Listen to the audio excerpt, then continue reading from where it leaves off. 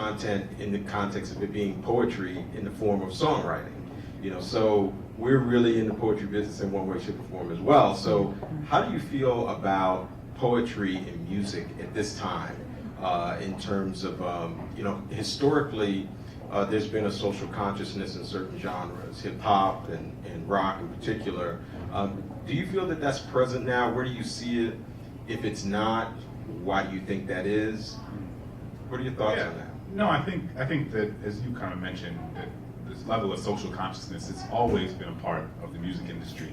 I think there are moments in which it is elevated and moments in which it's not so much. I think it depends on the sort of nature of, again, the sort of like socio-political climate at that time.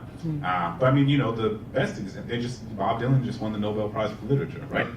And I'm not necessarily a huge Bob Dylan fan myself. I appreciate his work very much. It's not something I necessarily go out of my way to listen to.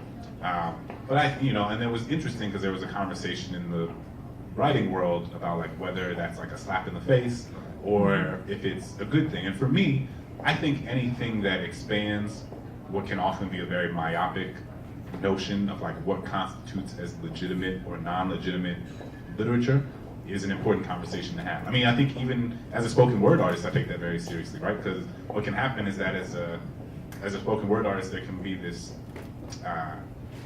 on the literary hierarchy, spoken word can be sort of unconsciously positioned lower than some other literary art forms. And it's interesting for me at this moment in my life now, where I'm like, I've been contributing to the New Yorker and some of these other magazines, and people will be like, oh, like you made it, like you did, as almost, as a compliment, but almost as if to suggest that I like graduated from spoken word to like real writing now.